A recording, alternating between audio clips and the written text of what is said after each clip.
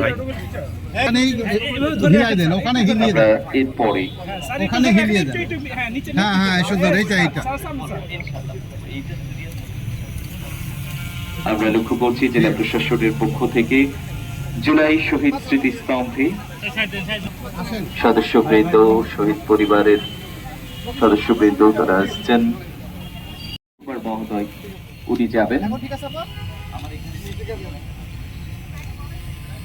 নিবেদন করবেন। আমরা এখানে আসলে এই সকাল 8টা স্মৃতিস্তম্ভে পুষ্পস্তবক অর্পণ করা হয়। আমরা শুরুতে দেখেছি যে রাজশাহী নির্বাচন কমিশনার আজিম আহমেদ পুষ্পস্তবক অর্পণ করেন, রাজশাহী ডিআইজি এবং একে একে রাজশাহীর যারা ঊর্ধ্বতন কর্মকর্তা রয়েছে, জেলা প্রশাসন কর্মচারীদের নিয়ে এখন পুষ্পশ্রদ্ধা নিবেদনের জন্য শহীদ স্মৃতিস্তম্ভে আমাদের জুলাই শহীদ স্মৃতিস্তম্ভের দিকে এগিয়ে যাচ্ছেন শ্রদ্ধা নিবেদন করে।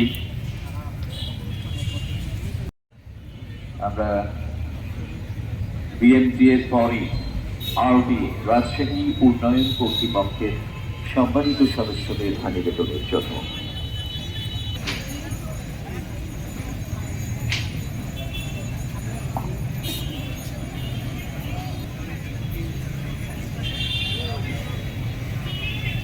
এবারে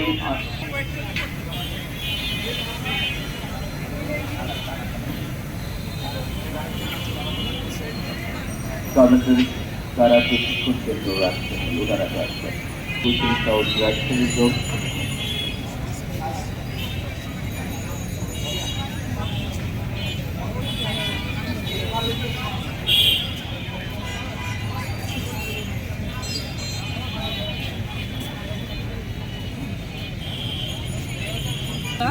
এবং জুলাই যোদ্ধাদের নিয়ে একটি সম্মেলন আছে। আমরা আশা করব সেখানে আপনারা উপস্থিত থাকবেন এবং আমাদের এই সম্মেলন সার্থক হবে। আমরা খুব এক্সপেকটেশন করেছিলাম যে দেশটা একটা আমূল পরিবর্তন আসবে।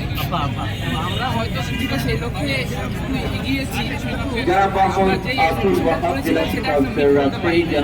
সবারই একটা এক্সপেকটেশন যে একটা সময় আমরা সেই দিকে এগিয়ে যাবো। অভ্যুত্থানের মধ্যে নতুন বাংলাদেশ তৈরি হয়েছে,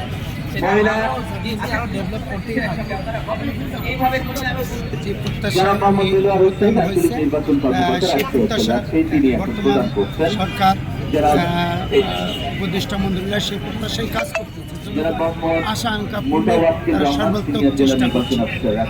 সেটাই সামনে হলে গণতান্ত্রিক অগ্রগামী দেশ ফিরবে, সেই প্রত্যাশায় তারা সুষ্ঠু সুন্দর দেশ পরিচালনার জন্য কার্যক্রম পরিচালনা করছে।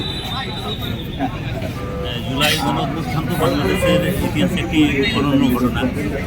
আমরা বাংলাদেশের মানুষ সবসময় শান্তিপ্রিয় অবস্থানে থাকতে পছন্দ করি এবং জুলাই অভ্যুত্থানের মধ্য দিয়ে আমরা একটি শান্তিপ্রিয় দেশ পেয়েছি প্রত্যাশা করি এবং এখানে জাতি ধর্ম বর্ণ নির্বিশেষে আমরা সবাই এই দেশকে ভালোবাসি, দেশের জন্য কাজ করে যাব এবং আমাদেরকে এই প্রত্যাশা জুলাইয়ের গণঅভ্যুত্থানের মধ্য দিয়ে আমাদের এই প্রত্যাশা পূরণ হবে বলে আমি মনে করি।